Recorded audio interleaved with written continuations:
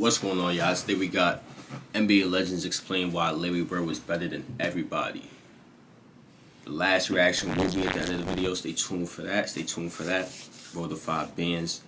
Without further introduction, man, let's get into it. Bait the crap out of guys.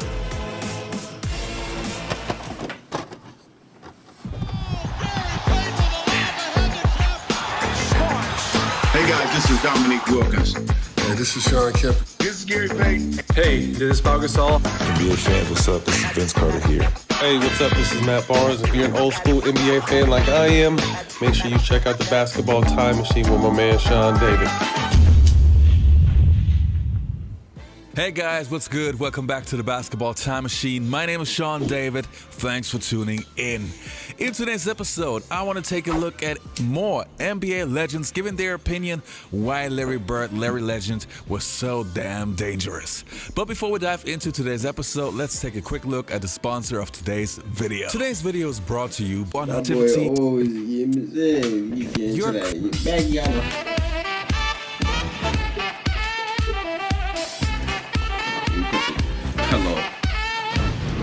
Pillow. All right, how do we start? I would say let's take a look at what some of the greatest legends of all time have to say about Larry Legend. I don't know if I could ever tell you a memory. I'll just tell you that Larry was a phenomenal basketball player. The guy had unbelievable physical and mental toughness, which set him apart. I mean, that guy just would play through pain. Brown is hurt. Brown is down, and he's hurt. And here comes Larry Bird, making his return from an apparent fracture of the right cheek. Nothing bothered him. Unbelievable competitor, great hands, great vision, great feel for the game, and just, could go out every single night and just play at an unbelievably high level. Didn't have to shoot the ball really well to have a good game because he did so many different things.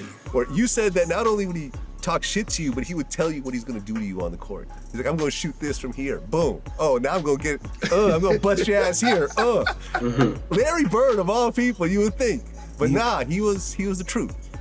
Let me tell you something. People always talk about great basketball players, and they don't never mention him to be up in that round. When they made the Magics, the Jordans, the Kobes, and stuff like that. But Larry Bird was cold. I don't think nobody ever could get out with him. You ask Magic. That's why Magic had a run, and he was mad when he had to retire in '92 because of what he was going to be missing with Larry Bird. Now the next story that we're going to take a look at is actually pretty funny, and it is by Sir Charles Barkley. Let's have a look. Bird didn't talk trash to you, Oh my God, Bird talked trash to everybody. But didn't he? Did he get to a point where he had respect for you? I always tell this story about Larry Bird. I remember him, he was cursing under his breath. And I asked him, I said, Larry, what's going on with you? He says, you guys are being disrespectful to me. And I says, what are you talking about? He says, you guys are putting a white guy on me. That's disrespectful. Wait, who's the white guy you put on him? I can't remember who it was. I just started laughing. I had no comeback when he says, it's disrespectful when y'all put a white guy on me. Larry broke into the league, Rookie of the Year. Yeah, had a strong first year. So I knew that I was teaming up with someone that was franchise changing type talent. You know, this guy, I think he was born to play basketball. Seeing him come in and making the adjustment early, taking a team that had won 20 games the year before, and, the next year, they're 40 plus, and the next year they're 60 plus. When Bird was at Indiana State, and the first time we really got a chance to see him play on television, Indiana State played Bradley, and then, fast forward, then they played DePaul, and Mark Aguirre, Terry Cummings, Teddy Grubbs on that team, and Larry Bird just, he does this thing, and then of course they went on and they played Magic at Michigan State. But Bird was again, one of the greatest shooters, champions, competitors to ever play in our game. You now join Bill Russell and Wilt Chamberlain as the only players in the 40-year history of the NBA to win the league's MVP award 3 years in a row. I'm really proud to receive this award for the third time, but I really don't feel that my career is over. I think I can win it some more. Nobody nobody worked as hard as Larry. He was the first guy there. He was the last guy to leave. He wore that body out with the jumpers and the running and the movement and the concentration and the focus and the discipline and the sacrifice. He had it all. He wanted the light on him. He wanted the focus, and he wanted that ball. And if it ever got to the point where Casey Jones, a coach who we just loved and would do anything for, if Casey would ever call somebody else's play, Larry would just say, no, I'm shooting this ball, and he would. 2 seconds on the shot clock. Bird wants a 3 out of it. The one I really hated to guard was Larry Bird. He was not a nice guy. Matter of fact, there was one game in Cleveland where he was having a pretty rough first half, and in the old days in Cleveland, you walked off the court the same way at halftime, and I kind of puffed up on him and walked beside him and was like, yeah, you're 1 for 10.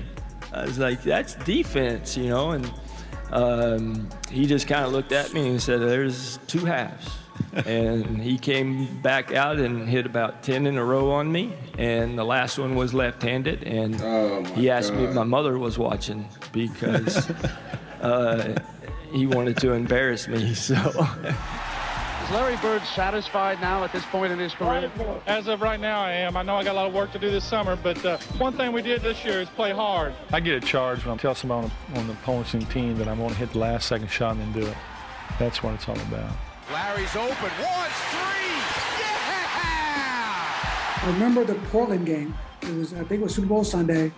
We were playing the Portland Trail Blazers. He had like 52 points or something like that. We were down 3, and he's a remarkable, crazy 3-point shot. He was leaning, and I was like, there's no way he's going to hit the shot. DJ again to make the inbound pass. The double team and Bird. Larry, fake. Fall away. It's different. It's different. All right. And doubling all that. Falling, gets a 3-point. I'm like, this guy's amazing. One thing I do remember now, this is practice, is I'm making a backdoor cut, and Larry actually spun the ball. Like, I had never dreamed of spinning the ball. He back spun the ball, bounced out in front of me. I about pulled a hamstring because I thought the damn ball was going out of bounds. It popped back up and it hit me in my hands. He just said, you get open, I'll hit you. And I went like, oh, okay then. I was like, and that I do remember because I remember thinking, I'm going to try that spin pass. I tried it once and said, I'm not doing that ever again. I get through it takes a lot of skill for that. I ain't going to lie. Back to Larry Bird to McHale. What a pass. What a pass. McHale was open on that left side. I didn't think Bird saw him. He did. He'll take it to the hoop. He can bet. He's going to try to draw a foul. It's blocked. And Seasting hit it off of a Detroit player. No, it is. Here's a disparity in the call. They're going to give the ball to Detroit. And now there's a steal by Bird. Underneath the DJ, lays it in. Right up 1 second left. What a play by Bird. Bird stole the inbounding pass. I think we were playing in Hartford. That's that iconic right there. The announcer voice is what a play by Bird. And Bird looks at me, and Kent Benson is guarding Bird. And Bird looks at me and he goes, he's got no shot. And he says it right to Benson as he was standing there, right? And sure enough, he gets it in on the left side of the court, takes it down to the baseline. All right, here's Dennis. Gets it into Bird. Larry, a runner. Got it! Ball game's over. Boston wins. Knocked it down. They win by 1. He walks off. He goes, I told you, you can't put him on me. He said, you better get somebody else who can guard me. You know, Larry Bird really is my guy. Next to Michael Jordan, he's my favorite player of all time. And the older I get, the more appreciative I get of his game. I mean, this guy was a 3-time consecutive MVP, which is unheard of. And being so damn good without having the athleticism is just mind-boggling. And for all of you who didn't watch Larry Bird when he was playing back in the days, it's really, really great to go on YouTube and check out some of his documentaries to see where the guy's actually coming from and his work ethic and everything. So I can really recommend to you guys, if you got some spare time, check out some documentaries about Larry Bird. So that's the end of this one, y'all. Let me know if y'all want me to check out some documentaries about Larry Bird, man. Let me know. If you guys enjoyed this reaction, the last reaction is on your screen right now. Turn on post notifications. Links in the description, man. And I am out of here.